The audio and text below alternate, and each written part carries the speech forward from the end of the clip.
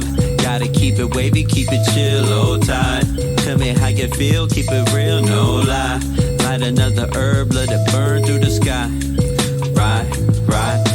Sipping on sangria, playing that snow Allegra. Hoping moments like this go on forever. Catch me lounging pajamas in a sweater, especially when weather's looking sloppy. I turn into a homebody, cause it's the weekend. I don't feel like partying, I feel like sleeping. I don't work tomorrow, think I might just sleep until about noonish. I've been working hard, think I deserve to do this like once in a while. Cause this isn't my usual style. My mind is moving past the limit every minute to mile. I appreciate the time when I can sit on the couch, turn the music up and just zone out, cause it's a whole vibe. Gotta keep it wavy, keep it chill, low tide. Tell me how you feel, keep it real, no lie.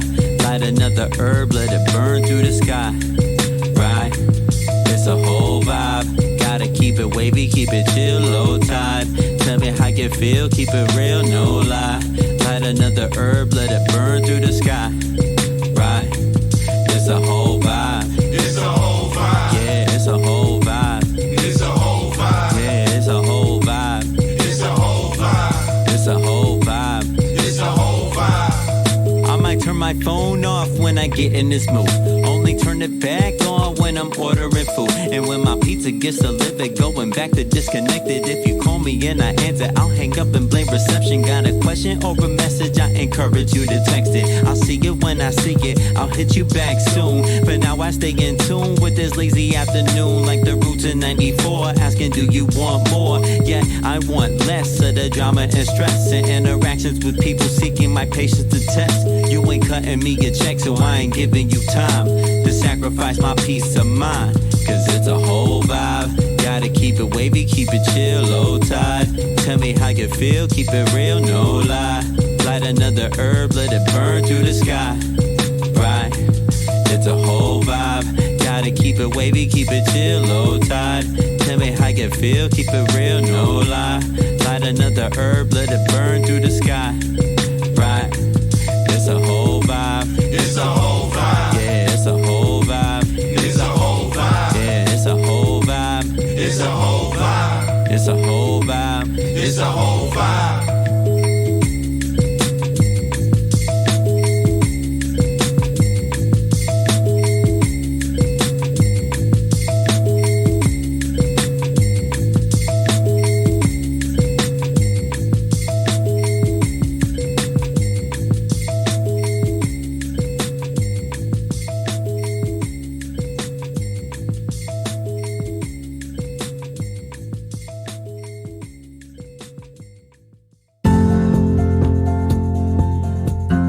Rise and shine. Pour yourself a cup of coffee and tune in to Good Morning Aurora. News, weather, and really cool interviews. Monday through Friday from 8 to 9 a.m.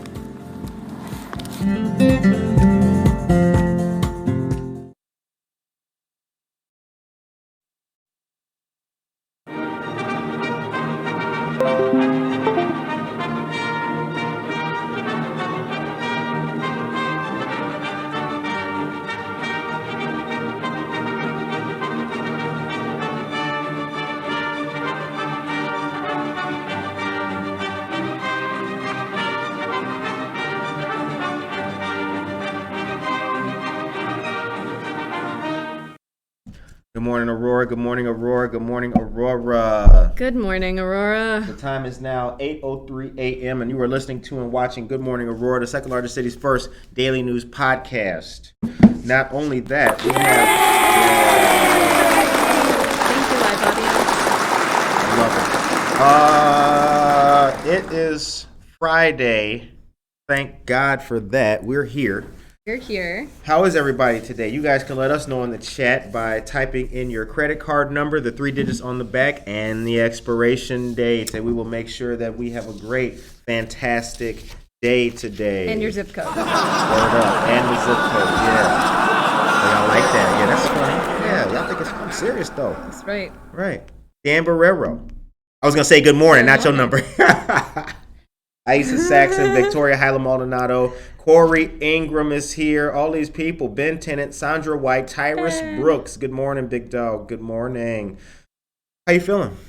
Well. Thank you for a wonderful day, Tyrus. You too, man. You too. Yeah, shout out. Well, you'll all recall, perhaps if you've been following this show, as you should have been all year, back in March when we had a special COVID vaccine reaction edition of Jeanette's Splaining. And I just got my booster yesterday. So we are going to power through some budget news. And I am going to try to not feel like death. So word up. It'll be great. Yeah. I'm here for it. I'm doing it. I want all of you to understand this, that you need to be vaccinated. Jonathan Anderson, good morning to you, sir.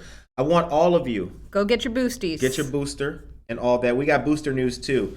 Hey there, my dear friend Norma. How are you? Man, y'all know each other in the chat. Aw, everybody. How cute. That's sweet. How was your week? It's a real community. My week was good. My week was good. A little chaotic.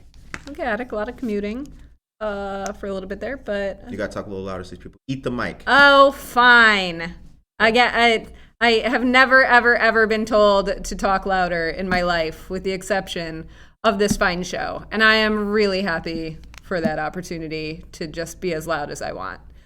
I think one of the things that I like about the sound of your voice, not much, what I have liked about it is that it has a poignancy that we just want to make sure that people can hear. The time is now 8:05 a.m. Monica's on the mic. Monica's doing the DJ for us in the back. Ben Geller is here. Anna Sierra, Bianca Camargo. It is Friday, y'all. We made it through the week, and I'm happy. I'm happy it's Friday. Right.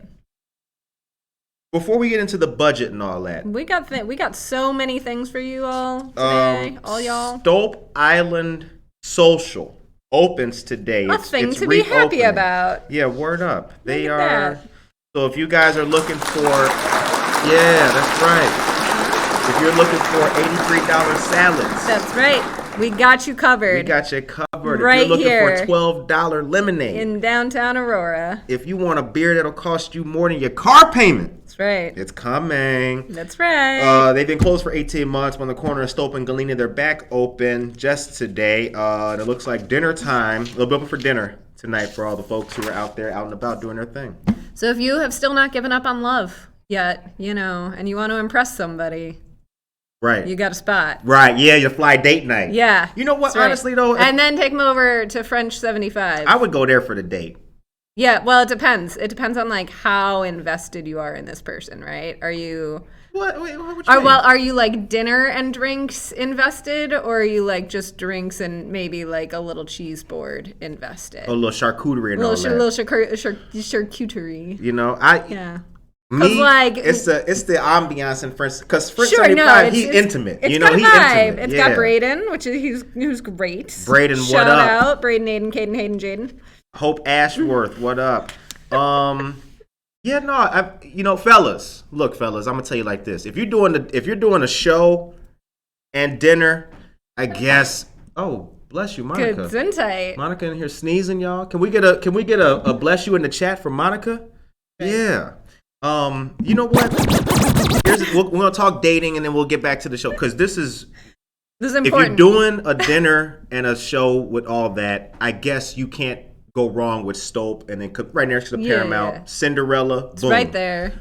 But if you're just like, I don't know about this person though, and let's just then you go to the tap house. You don't go to French 75. Yeah, I don't know about that. No, I'm just saying it's one. I'm just saying it's one drink, So if you are they could be super weird. I'm gonna have one drink and then we'll see where if true. If it's your first hinge date or whatever, right? I feel like French 75 is the spot. Okay. We're gonna find all of our listeners love. Our listeners have love. Some of these people already have love. I meant the romantic. God bless you. Monica's rolling through the chat. That's right. When we sneeze, we need some love back. Aisha Saxon, good morning to you. Michelle Gums is here. Gloria Gerardo and Mark Hogan, the proprietor of Tavern on Broadway, the world's greatest bar. Okay. Now let's get into things. What do we got? We got the budget. We got the budget. So we talked about the budget on the show here yesterday. They passed it on Tuesday night, probably. That sounds right. That's usually when they pass things. And on yesterday's show, I know we asked y'all what you would all do with close to $500,000, or $500 million, right? It's like a lot of money. It's Right. it's like $500 million in this budget. And I just to put a little context around the number of this budget, in 2022 the budget is about 529.89, depending on how you round, $1 million. In just back in 2018, it was only the net budget was only 300, or net expenditures was only $375 million. So that's a 41% increase in net expenditures. Now that may not be like a super fair number because there's a difference between gross expenditures, which is like the new money generated and spent out of the budget every year, and net expenditures, which is like when they got money left over and then they kind of like add that to the pot for the next year or whatever. But even like at the gross expenditures, it's still a 17% increase over the past 4 years, basically 4 or 5 years. 6 foot, 7 foot, 8 foot bunch. And okay, no, we're fine. But and problem over with being on the air with black people. As soon as we hear something, we're gonna rap to that. Okay, go ahead. And over that time, cumulative inflation was only about 10.1%. So, putting it in perspective, we are spending more as a city annually, like relative to how the rest of the economy is growing. Right. Now, the city officials would tell you the budget is balanced. We have the money there. So, and we've got a bunch of money coming from ARPA, the Recovery Act funds, right? So cool. And what we're going to do today is talk about some of the cool stuff and also like, oh my God, are you kidding me stuff that is included in this budget. We're going to talk about some of the things that are in it and kind of a little bit about how this rolls out. So, this is the biggest budget we've ever passed. And I have to say, here, my biggest beef with this budget is that they held the public hearing at the Committee of the Whole meeting at 6 p.m. on Tuesday, and then they held the discussion of the budget at Committee of the Whole at 6 p.m. Tuesday, and then they held the public hearing and the final vote on the budget on at the 7 p.m. meeting. So Adeline, good morning. They just did it like all at once, right? And like you as a city have to pass a budget before the end of your fiscal year, right? So that you know what you're spending. That's by law. You've got to get it done. Wave to the people though, so they can see that you talking about my outrage, so they can see my outrage on camera. Hi, everybody. What's up, everybody? Good morning. Okay. Yeah, but so but it does not lead to the most transparent process, right? Like there are other communities that are definitely experimenting a lot more with how to bring people into some of the decision making that goes into the budget, or at least gives them a lot more warning, right, that it's coming, so you can kind of dig in for yourself. And that is not a thing that we historically have done here very well.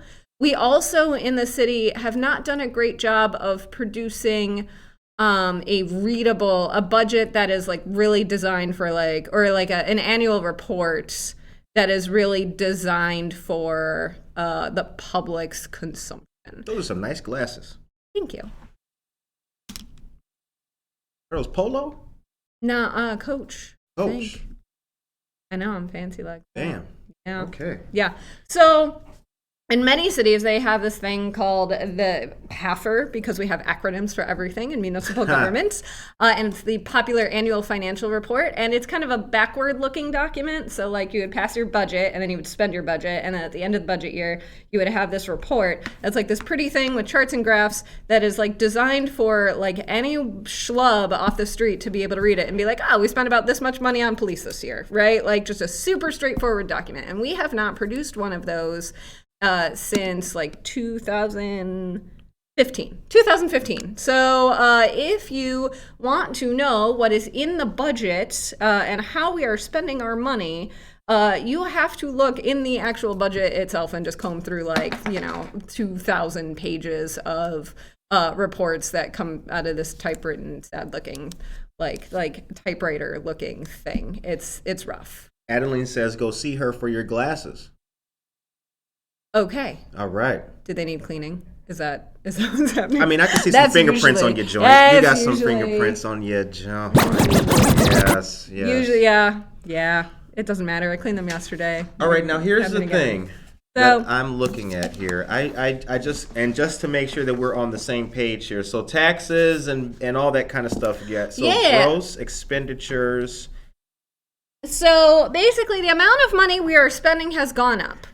But what the city would like you to concentrate on, and this is totally valid, is that your tax dollars, in theory, should go down. Because the amount of money that the city is levying, which means the amount, so the city develops its budget, and then it says, okay, to pay for this budget, we need to levy this much money in taxes, right? And kind of vice versa.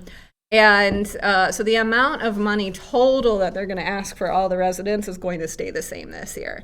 And you'll recall there's been some building activity and stuff like that happening around town, which means that, if you take the same dollar amount, like the same millions of dollars that they want in property taxes and divide it by more houses, then your portion should go down, which is great. That doesn't mean your tax bill will go down because you still have school districts and the county and the Forest Preserve District and the Water Reclamation District and all of that to pay for. But, and it kind of depends on what they all do, but the city portion of the budget is actually going down. So if you pay taxes, if you, cut that check every year on your property taxes, in theory, the portion going to the city will be slightly smaller, made up for all the money we didn't spend last year because there was a pandemic and all these ARPA funds. Bezo Arts, good morning. Ben Geller, good morning. Norma Peterson says, it would seem that it would be beneficial to have everyone easily understand the city's budget. We concur. Ben Geller says, would think. Right. Ben Geller says, I'm a schlub. You mean I cannot read the Pfaffer? Note, pictures are a plus. Pictures are a plus. There's some great pictures in the one from 2015. I think I took one of them and some cute kids in a splash pad. And Gloria Gerardo, I'm glad you're here this morning. Good morning to you as well. You always give us a nice positive note every day, and we appreciate that very much on this show. So now, to take this budget discussion from these big weird numbers like net expenditures and property tax levies and all that, I would like to just highlight a couple of weird things that are in the budget that unless you sat and worked through this thing, you wouldn't see were in there. So, and there's definitely some cool stuff. So among the kind of the neat projects that are coming out of this, No Child Left Offline is going to be high-speed Wi-Fi going to 11 community centers throughout poor parts of town for about $100,000, and that's going to come from ARPA funds, so that's kind of cool, right? Word up. They're also going to do a year-long STEAM coding program for 400 kids at a cost of $300,000. That's cool.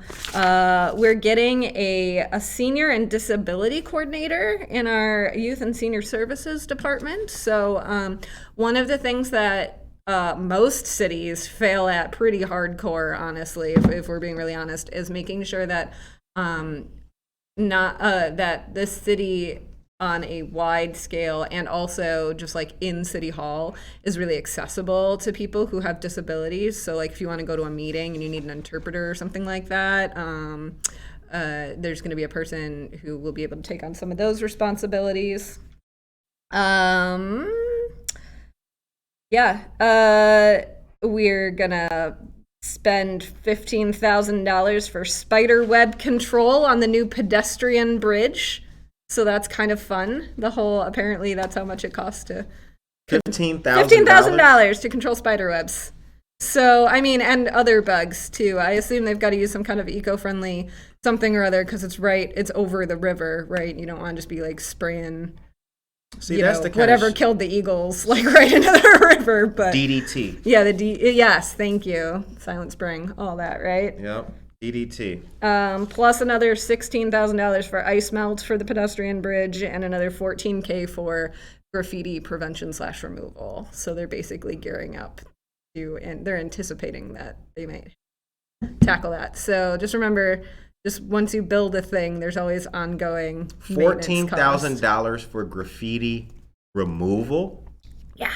On the bridge. Does anybody else think that sounds? Does it seem like a lot? A little much. Like it seems like a little. If I don't want to be the only person who thinks that sounds crazy. If that sounds crazy to you, please let us know in the chat. You can just type crazy. And I'm gonna be real clear and say I have never priced out graffiti removal like anything, so maybe it's not that much. The spiderweb thing seems a little excessive. Graffiti removal. It's like, why wouldn't I just get like 8 inmates and have them clean it, right? But yeah, right? You just go back to that system. That just seems, I don't know, it seems excessive to me. The time is now 8:19 a.m. Also in the realm of like, we built a thing and now we have to like maintain the thing. Repairs on the Development Services Center, that big build, the Chuck Nelson Development Center there on Broadway, that we just took ownership of a few years back. We'll be spending $650,000 on maintaining that bad boy. So it would seem that there's been a bit of a deferred maintenance issue in many of our city facilities over the years, where they're just like, the longer you wait to fix something, the more expensive the problem becomes. So we'll be spending, just on that building alone, $13,000 for sump pump, which, again, all of downtown floods, right? A damper, a generator for $300,000, heating control panels for $280,000, and $32,000 to caulk the windows. It's a lot of windows. I could see that. It is a lot of windows. I could see that. Yeah. So, but hopefully it'll be a little less drafty in there. So, some of the weird things. Coding is huge. Imagine how good kids would be with that education. Thank you very much for that point, Anna Sierra. Karina Suarez Darden is here, our friend of the VNA. What is up, Karina? Good morning to you as well. The time is now 8:21 a.m. So what's cool about budgets is that it's just like in your own budget in your house, right? So if you want to know where your priorities lie, right, like in your own life, all you have to do is really look at your own calendar and your own like checking account, right? Because it shows like, here's where I'm spending all of my money. These are the things that I value, regardless of what I say. This is what I'm actually spending money on, right? So along those lines, some of the other things that we are doing this year with this budget are an affordable housing study for $50,000, which we have talked about affordable housing on this show many, many, many times. So that's an exciting thing to see. But I do think that this is one to watch over the next year because it sounds really great, right? But affordable housing studies can be, it can go either way, right? So... Yo, hold on. We got a call. Call? What's that, huh? Hello? What's up? We on the air right now, baby. Come on. You know we doing this. This is the second largest city's first daily news podcast. Hello? Okay. Tell them in City Hall. Yeah, we're looking at the budget right now. The numbers look good. The numbers look good, Jeanette? They do. The numbers look good. Minus the spiderweb control. Minus the spiderweb control. Okay, we'll call you back. All right. Okay, bye. My bad, listeners. My bad. You know, we got to make sure it's working in the city. Okay. Okay. So, from the budget here, the way that the process kind of works is starting months and months and months ago, all of the department heads are asked, like, what do you think we should include in the budget if we've got extra money, right? And they prepare these things called decision packets. And it's basically like, here's what we want, here's why we want it, and here's what happens if you don't pay for it. And for the affordable housing study, in that, here's kind of what happens if we don't do this housing study. The city wrote, continued pressure from affordable housing developers for developments without transportation or amenities needed for success and perpetuation of an outdated, untested, needed for success and perpetuation of an outdated and untested perspective of the role Aurora currently plays in the region for meeting our regional affordable housing needs, blah, blah, blah, blah, blah. So there's, I think, the perception that Aurora has become the place to put all of the affordable housing, and you can just plop it down anywhere, right? And what the city is saying is like, we need a study that shows this is where you actually can put affordable housing. Now, and what they're saying is you have to put it in a place that is near transportation, right? Which makes sense. Now, there are some places designed throughout this city and throughout every city, as we have talked about on this show before, that are specifically designed to not have public transportation, right? That are like, this is a nice neighborhood. We all have cars. What do we, transportation for? So Right. A bus. You know how many we don't colored people go on buses? Poor people on buses. We don't have those people in our neighborhood, right? So as this housing study is moving forward, I think it's kind of one of the stories to maybe watch over the next year of like how that affordable housing study kind of shakes out. What are the things that they're considering? Is that all going to end up in downtown, or is it going to end up in some of those neighborhoods that are further flung out by Route 59? Now, on the opposite side of that, what nobody wants, again, is another Jericho Circle, right? Which was so isolated. It had like a bus route, but otherwise was not close to any services or any employment or anything like that. It was basically like taking all of our poor people and kind of shoving them in a corner of town so we don't have to look at them. So nobody wants that necessarily, but we also don't want to, it makes sense to kind of watch and see where some of these affordable housing, where some of the land might be throughout town. Right. Word up. Very interesting. All right. Tracy Duran is here. Good morning to you, Tracy Duran. Dan Santos, good morning. What's up to Ballydoyle, 28 West New York Street. Maria Chirito is here. Good morning, Maria. Yes to affordable housing from Adeline. Cindy Morales is here. And Ben. You know what, Ben? How about that? Good morning. Perpetuation is the word of the day. We can have that be the word of the day. Monica, if you would be so kind to do that. And Monica, while you're at it, can you please take us to a commercial and let us know what's happening on a local tip?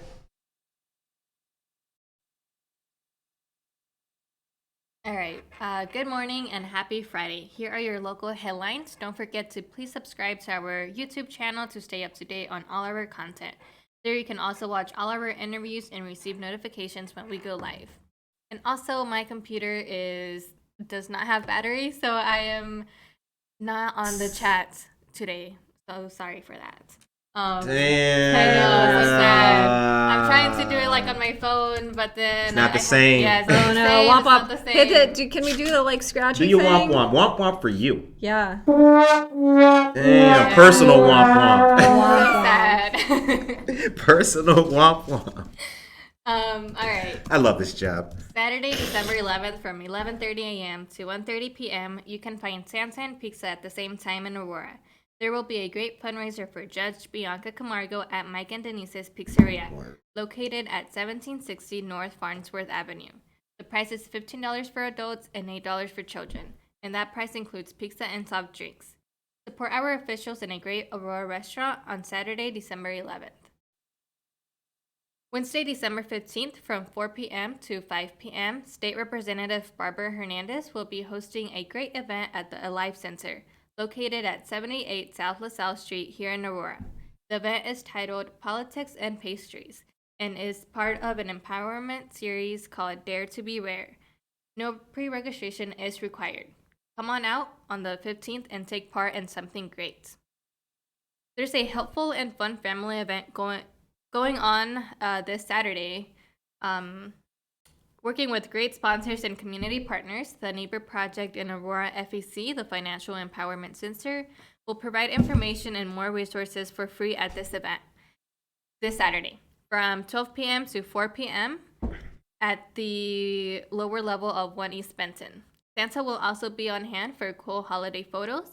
Health resources will be provided by our friends of the VNA Healthcare as well. Please help spread the word and come out to this great event. There will be food, DJ, and great vendors. Right. Thank you very much, Monica. We appreciate that. You know, I got to tell you something. The chat is so lit, and Monica's typically in the chat. She's not today, but she's here. She's here. She's in the chat in spirit. Right, she's in the chat in spirit. You know, she's hitting the button in her mind. That's what she's doing. So good morning, everybody. All right, so moving right along. Moving on. Now here, before we get back to the budget, I got one thing that I need to tell you guys about real quick. We can talk budget forever. Extremely important. I promise we won't. All right, so as we know, Illinois has just confirmed its first case of the Omicron variant in Chicago. Also, and the what did we say? Was vaccinated already. Months and months and months ago. What did I say? I said there's the whole Greek alphabet out there, people. Right. Go get your vaccine. The person was vaccinated. It's the current variant of concern, and he had also received his booster dose. Further contact tracing is underway. According to Dr. Allison Arwady, Chicago Public Health Director, quote, while unsurprising, this news should remind Chicagoans of the ongoing threat from COVID-19, especially as families prepare to come together over the holidays. We know how to slow the spread of the virus. Get vaccinated, get boosted, get tested if you have symptoms or have been in contact with someone with COVID-19, and stay away from others if you test positive. Yikes. All right, Ben says, Monica's computer has no batteries, mine has no brain cells. Thank you, Monica. That was right. That was perfect at the moment. While early evidence suggests Omicron could be more infectious than previous variants with a higher likelihood of reinfecting people who've already weathered a case of COVID-19, experts are still trying to nail down key facts about it. The time is 8:30 a.m. You're listening to Good Morning Aurora. You're listening to Jeanette Splaining on Good Morning Aurora, the second largest city's first daily news podcast. Word up. All right, now the police. Let's talk police. You want to talk police? Yeah, let's talk public safety. $275 million. Oh, no. It was better cell phone service at the HQ. Replacement ballistic shields in the police department. They will spend $100,900 on ammunition. Yeah. I mean, that's interesting. That is a lot of money, right? So historically, the city budget's about $47,000. Alexis Katera, good morning to you. And then they kick in another $12K for the special response team, which is like the SWAT team. And then they spend like $1,500 on whatever less lethal ammo is, sandbags or whatever, rubber bullets, that sort of thing. But this year they're increasing their shooting stuff budget by $40,000 for this year, and then another $2K increase every year over that for the foreseeable future.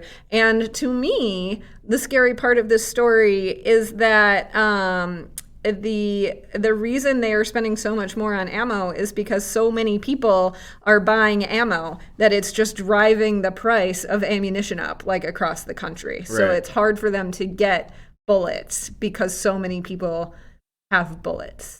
And I feel like maybe this scares me particularly because it just it probably scares me the most because I was in a terrible road rage incident last Friday, and I was like terrified that, the fella stopping in front of me on 88 had a gun or something. But just in general, the fact that there's like a dearth of bullets in America is a little bit concerning to me. Why? Why am I worried that all of the country has like all of the bullets? Yeah. I'm a huge fan of just everybody being armed to the gills. I don't know. Well, this is a police department. This is a police department. These are the good. Right. And that's fine. My bigger concern is that the reason that they're spending so much more money is because everybody else in the rest of the country, not just cops, like everybody. That comment was made in jest. Okay. That comment was made in jest. The whole country is just like armed up, so it's like raising the prices of, supply chain. Interesting. Now, another thing that I see, another budget item for the APD is $30,000 to send officers to HBCUs, historically black colleges and universities, with key rings? Yes. So the city has decided to undertake, they formed sort of a special group to specifically go out, of their officers, to go out and recruit people of color to join the police force, which is great. So their strategy appears to be based on what's in the decision. Weird of the day. God. Girl, you know I was going to see that. I know. Weird of the day.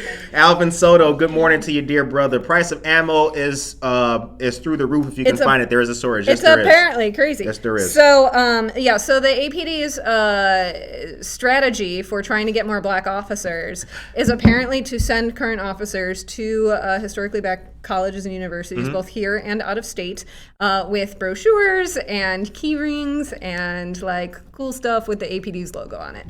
Which is fine, I guess, but I'm not sure that that's like the most efficient strategy rather than like, specifically targeting people through like digital marketing and stuff like that. Or using Noble, the National Association of Black Law Enforcement, whose head is it Keith Cross right now? I don't know. It was, I interviewed him. Oh my God, what is his name? And there are probably many other things they are doing besides just this, but this is the thing that is getting the money, which I'm just like, I don't know, like, because if you're at, if you're at Howard or whatever, right, out in DC, it doesn't, like, are you gonna stop by at a career fair and be like, I'm gonna move to Aurora, Illinois to be a cop? Like, You might. But like a much more likely pool of candidates is going to be a local pool of candidates that are like specifically targeted through like marketing strategies. Daniel Yang, good morning to you, dear brother. Good morning, Daniel Yang, Prodigy Network. Big shouts out, huge shouts out. The shout out of the day, perhaps. Daniel Yang, my man. Good morning to all of you, wonderful, fantastic. Monica, do me a favor. Hit the clap for the whole world right now, please. Just you know what? All y'all. Everybody. APD. Back streets, back. All right. See, those are the references I get music-wise. I know you get. Thank you. Yeah, just 90s. Let's move on. 90s boy bands. That's about it. Wow, dude, you said hey to Alexis, and the Alexa dot next to me starts yakking and blathering. Finally, I can have a conversation with a fellow blatherer. Josie just shakes her head. Well, you know what they say. If the wife loves it, if the wife likes it, you better love it. So there was a really fascinating article, and I feel like we should talk about it on another episode, about women named Alexa whose lives have just been like ruined by this thing. That I'll pull it and we'll talk about it next week. It'll be super. Because you don't realize just like how much it can like have an impact on people. Like, folks are just going around like being all snotty. The poor girl's named Alexa. Anyway, APD is also getting like a whole bunch of surveillance technology, the ability to break into your phone so right now, apparently if your phone is locked and they like want to arrest you for something and then like read what's in the what's in your, like, go through all your old photos and stuff like that on your phone. If it's locked, they can't get in, and they have to take it to Naperville, or they have to send it to Quantico in Virginia and have them like break your phone open. So they're going to get new technology so they can do that. They're going to get some technology that's going to allow them to watch your bank accounts and credit cards in real time. So if they're trying to track you down, they'll be like, oh, you just bought Chipotle over on over by the mall or whatever, right? And they can like find you that way. Because people are stupid. People are stupid. That's why. Did you see the thing in I think it was like Cicero. Did you see the thing in Cicero? I am not making any comment on whether or not this is like the guy carjacked a lady. He stole all of her stuff. And you know where he went? Do you know where he went to? He went to like a BP. He bought a sub sandwich. He filled up her car. Perfect. And then he like ordered something from Amazon. Look, this is like, I am not. See, this is why this is why Good Morning Aurora stands for, and we highlight social justice, and we want fairness and equity in law enforcement. Sure. But for God's sakes, I mean, you can't, it's like, this is why I shut up on a lot of police stuff. Because, I mean, he bought like a ham sandwich. He carjacked her and bought a ham sandwich. Sometimes you get hungry when you're carjacking. I imagine it works up an appetite. And just, No, I am making no comment as to whether or not we should be making said purchases that allow police to do them. They're useful tools for when you've got important, guys to take down or whatever, gals to take down, I guess, some of us crimes.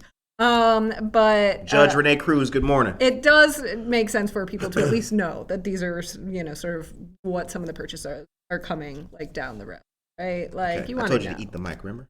Okay, I will eat the mic, not the ham sandwich, Yo.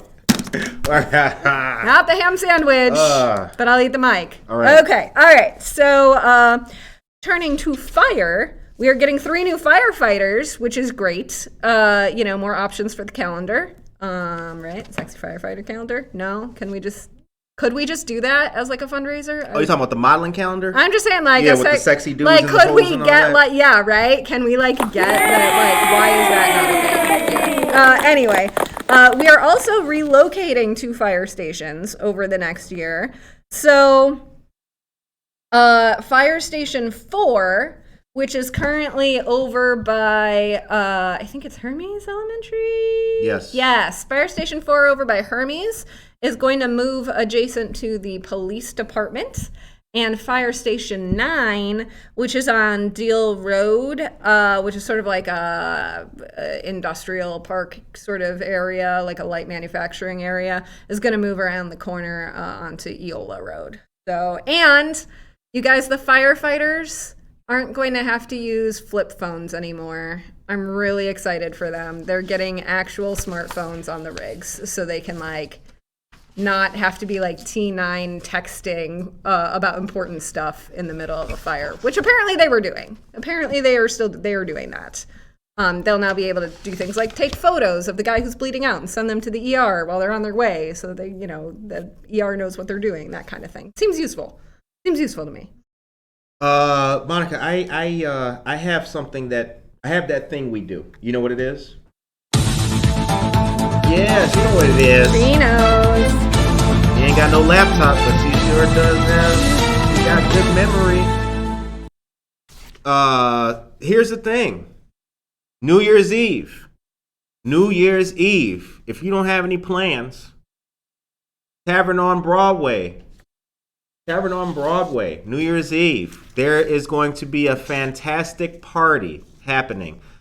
Buenos Dias Aurora and Good Morning Aurora teaming up with Tavern on Broadway to provide all of the fun you need, leaving one year and entering another. Champagne toast, flyness, black and white party, or wear shades of black and white, including gray or silver. Come on out to 24 North Broadway, New Year's Eve, and party with the world's greatest morning show ever. All of the news, all of the headlines, all of the stars will be there. You can meet such cool people as Jeanette. You can meet. I guess I'm RSVP'd now. You can meet Pat, Mark, everybody. 24 North Broadway, New Year's Eve party. We will be in the flesh. The time is 8:41 a.m. You are listening to and watching Jeanette Splaining on Good Morning Aurora, the second largest city's first daily news podcast. Michelle Gum says, to be clear, the police do not just get to randomly spy on us. It goes through the court process first. That is well said, Michelle. Thank you very much. Because we talked about you that usually need a before the show. warrant to be able to get to crack into someone's phone, right? Like, you gotta be allowed to do that. Word up. Yep. And Marissa says, Keith Cross is the chief of police replacing Zeman. Yes, that is true. We were speaking about Noble, the National Association of Black Law Enforcement, and who that current head is. Is that current head Chief Cross, or is it former African-American police chief? All right. Okay. What else we got? So here's the thing. Next. We got more news. Christmas Posado is taking place at the 3rd Ward Club on 612 5th Avenue here in Aurora. That's hosted by Alderman Ted Masiacos and State Representative Barbara Hernandez. There will be food, refreshment, and piñatas.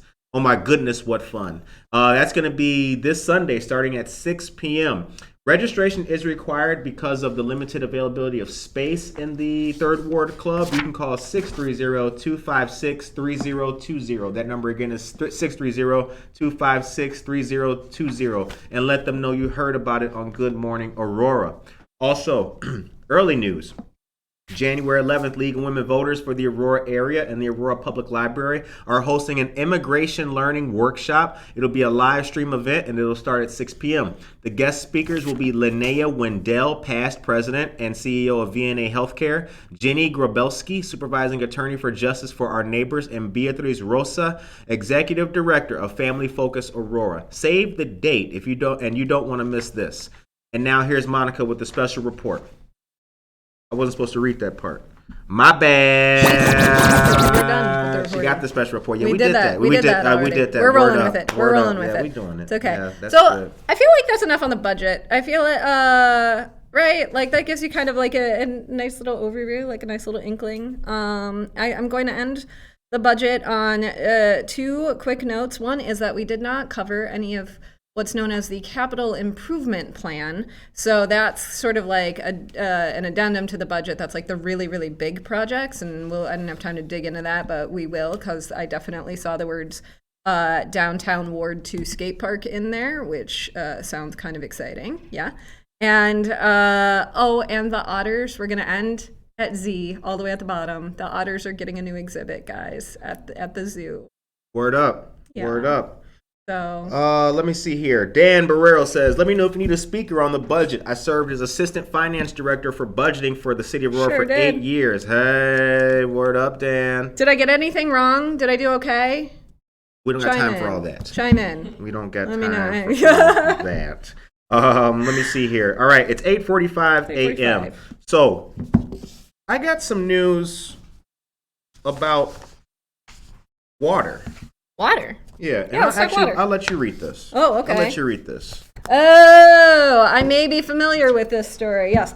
After years of studies and analysis, Oswego, Yorkville, Montgomery are prepared next week to consider Lake Michigan water with a connection through the DuPage Water Commission as a preferred option for future water supply. All of the mayors released a joint statement this week recommending that the communities connect through the DuPage Water Commission. Montgomery is going to vote first on it on Monday, the 13th, and then Yorkville and Oswego, they both have meetings on Tuesdays, so they'll vote on the 14th.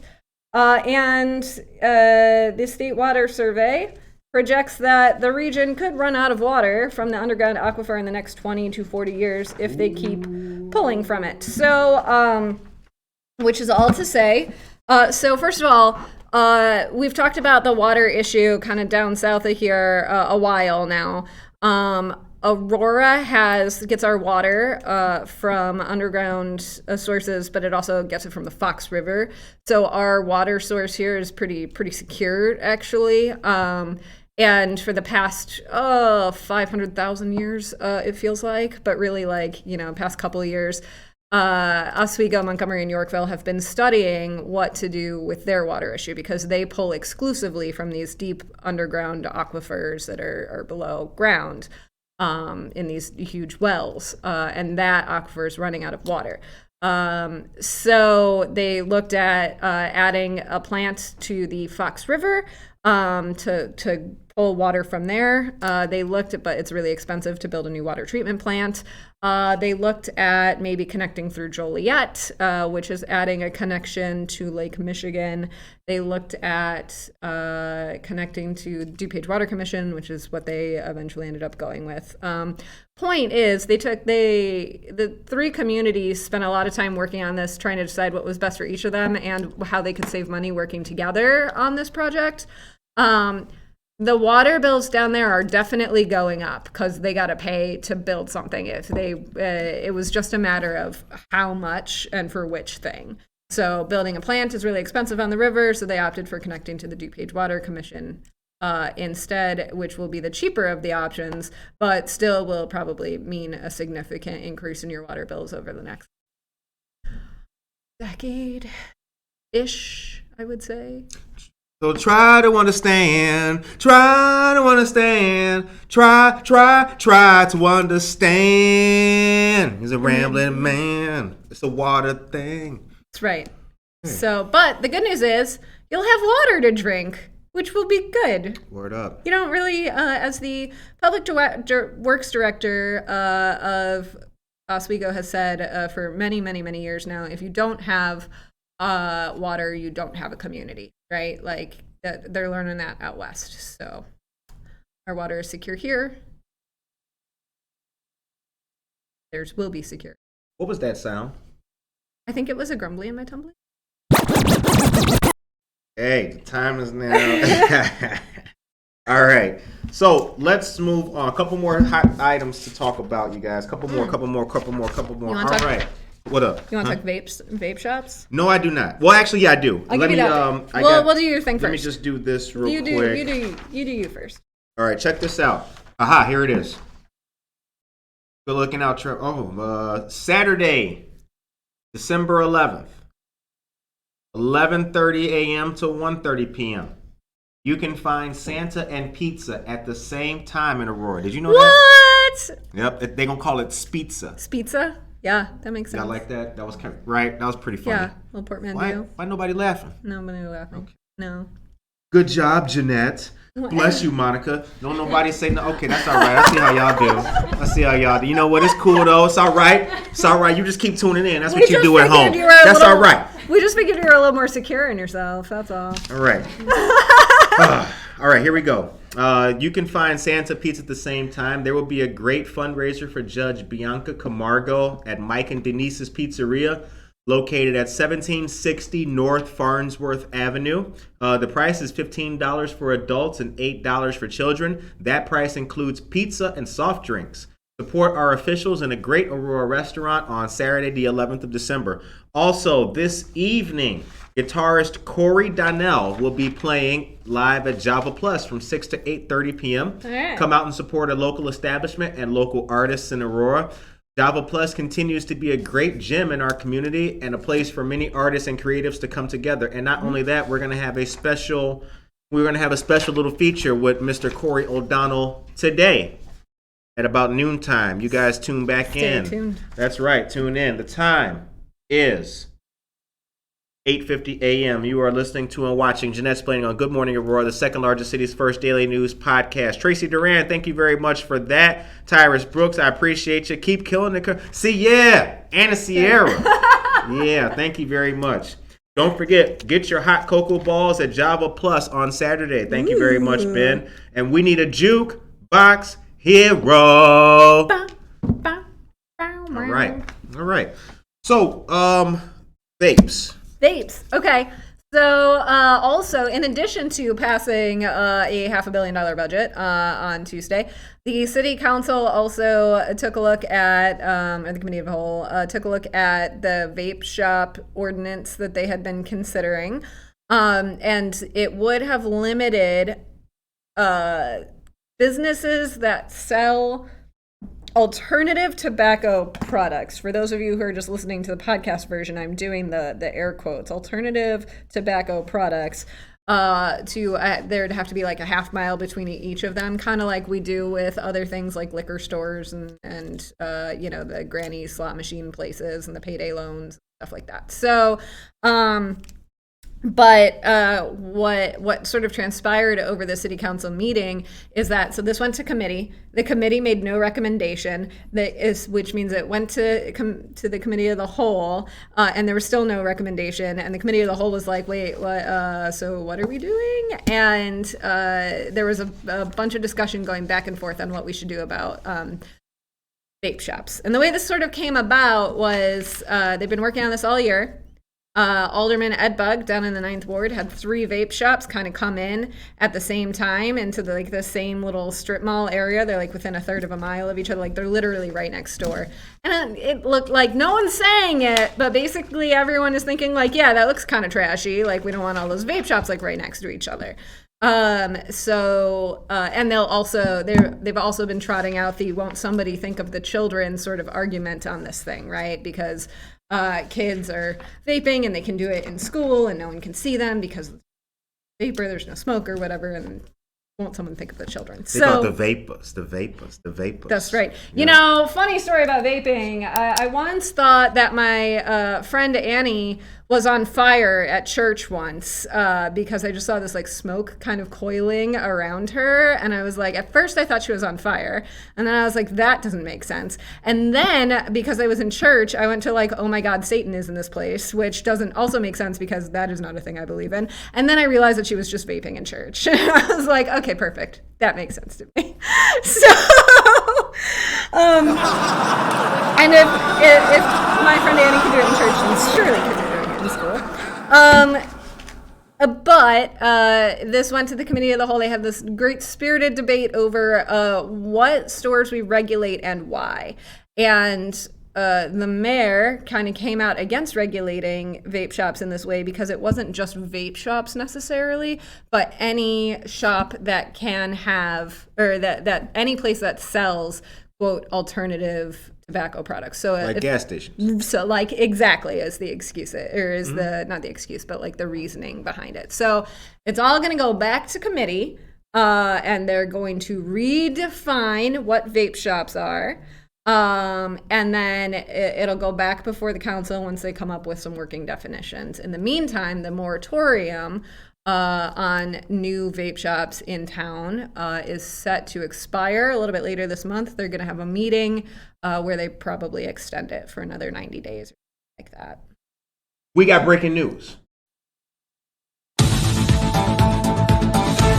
Hot off the presses, ladies and gentlemen. Hot off the Oh no! U.S. Secretary of Energy Jennifer Granholm will visit Fermilab National Accelerator Laboratory today. The secretary will be joined by Governor J.B. Pritzker and U.S. Representative Lauren Underwood, Chair of the House Committee on Energy and Commerce Bobby Rush, U.S. Representative Bill Foster, U.S. Representative Marie Newman, and U.S. Representative Sean Casten to the U.S. Department of Energy's Fermilab, followed by a press conference at 11:30 a.m. The visit highlights the historic climate investments of the bipartisan infrastructure law, and President Biden's Build Back Better agenda will help lower energy costs and generate good-paying union jobs. Please arrive at Fermilab today at 10 a.m. to go through security and to set up. And your password is Good Morning Aurora. No, don't say that, because we don't get hemmed up by the don't FBI. FBI, get on the ground. Oh, yeah. Curtis told me to come here. Don't say that, bro. Don't do that. That's that was a joke. Advisory. That was a joke. But the news is real, so you can do that. Yeah. All right. So we'll see. Cool reporting.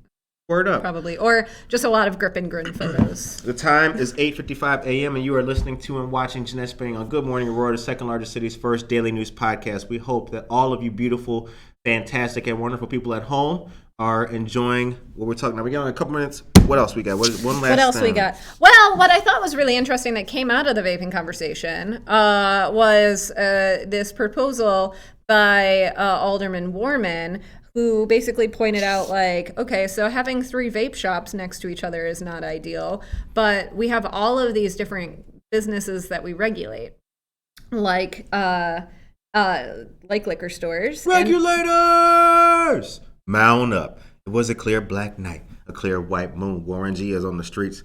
Okay. I did know that. I can't. Okay, so, we have vape shops, and we have alcohol, and we have payday loan stores, and we have the little granny slot machine places where you can go get like a ham sandwich. And man, ham sandwiches are like the theme today. But you go get like a ham sandwich and play the slot machines in the little strip mall. It's the most popular sandwich with carjackers. Apparently, and probably little old ladies playing slot machines in the strip mall. So basically, he was just like, what if we, should we maybe be looking at all of these things at once so that we don't have all of these, and dispensaries was part of the conversation, and tattoo shops, right? So all of the sinful, fun stuff that you might want to do on a Friday night, I guess. So it's possible that they may look at kind of all of those things together and try to come up with some sort of cohesive approach to that. They should make a mall where there's just liquor stores. Just put all of the trashy stuff in one spot, yeah. Right? Like if you want to go get slot machines. Yeah. I think it's called a casino. I think that was a good one. Yeah. Right? That was a good one. What if we just took, okay, so we've got this sad casino in the middle of downtown. What if we just we put the dispensaries in there. Yeah. We put the liquor stores in there. They've already got a bar, right? Like, We'll call it Hammond, Indiana. Shouts out to, I'm not just No, Indiana's terrible. excusing everybody from Hammond, Indiana, of course. That was a joke. No, Indiana's terrible. I used to live there. Norma, but I do agree with guidelines such as location and hours. Thank you very much, Yeah. Dan, for that. Casildo, good morning to you, sir. The problem with NIMBY is that you can easily travel to a nearby town. Yeah, you totally can. But the other weird thing that came out of the conversation too was apparently Aurora is only allowed to have we put in an ordinance in place for ourselves, limiting the number of tattoo shops to 2. So we obviously still have more than that because if your tattoo shop existed prior to that, you were grandfathered in or whatever, right? But as if a tattoo shop closes, we're not giving any more licenses to new tattoo shops, even though everyone at this point is kind of like, tattoos are probably fine. So it's I'd rather have a tattoo shop than people tattooing themselves in the basement of a party. Thank you. Yeah. That's one. My former brother-in-law had his own, with the pen and the little motor, right? Like a little big pen sort of thing. That thing was terrifying. I would. But I understand that. Like, for example, we started by talking about affordable housing. Mm-hmm. I'd rather have affordable housing than tattoo parlors. Yeah. But right? I'd rather have safe licensed tattooists than people giving tattoos in basements, because that happens a lot. And that brings us to this whole wider conversation too of that you can regulate business coming into town, or you can try to develop, do economic development to get your way out of town, by generally raising the value of a neighborhood, so by putting really expensive nice places in there, and then the vape shop that your buddy started can't really afford to locate. So there's basically allowing them manipulating the market rather than just in a different way rather than just putting a law. That'd be pretty funny. What if they took one low income thing and put it in a high income neighborhood, and then they took a high income thing and put it in a low. What if they took what if they put a liquor store in Stonebridge, right? And then they took a payday loan. Then they put a Starbucks in the project. Well, and so here's even it. Yeah, but you can't do that because Starbucks will never locate in downtown Aurora. A, because we have so many fine coffee shops. Shout out to all of them. But B, what these companies do is take. They have a formula, right? They're we need. It's the formula. It's the formula. We got to have this many people times this much average annual income, and then we draw a circle. And if it doesn't meet that, that minimum threshold, we don't put a Starbucks We'll ask Dan Barrero about that. We'll see what Dan has to say about that. The time is now 9:01. Holy cow, we're going to... Oh, no. Right. The other thing that came out of it, though, is that microblading is apparently not a tattoo anymore in Aurora. So you can get a tattoo. You can't get a tattoo of, mom with, heart or whatever. That's apparently not cool, but you can get your eyebrows tattooed on, which I do not recommend. All right. So the time is now 9:01 a.m. and we're going to wrap this up. However, we would be remiss not to say one thing to you guys today. I want to tell you, as we approach this weekend, that we're coming up to a brand new year. Hopefully, we've accomplished the goals that we set out for this year. Hopefully, we're going into a new year on a brand new, positive, and uplifting note. I hope that you guys are. But I do want to say that I hope that we can all remember to look out for the little guy. Make sure that everybody else is okay. If you guys are interested in volunteering, you can connect with us or send a message to us or anything like that. But please, let's keep other people in mind as we go into a new year. With that being said, I want to say and give a shout out to Alderwoman Shakita Hart Burns right now this morning. I hope that you have a fantastic and a wonderful day. I'd also like to say a good morning to Bill Diligiani of the Aurora East Educational Foundation, the AEEF. And for my last shout out, I want to say a good morning and a happy Friday to all of you city employees who don't get enough credit, like Mike Nelson and so many other fantastic people. Chad Jimenez, all y'all up there, City Hall, what is up? I hope that you guys have a great day. Take care of yourself and each other. Adios, Aurora.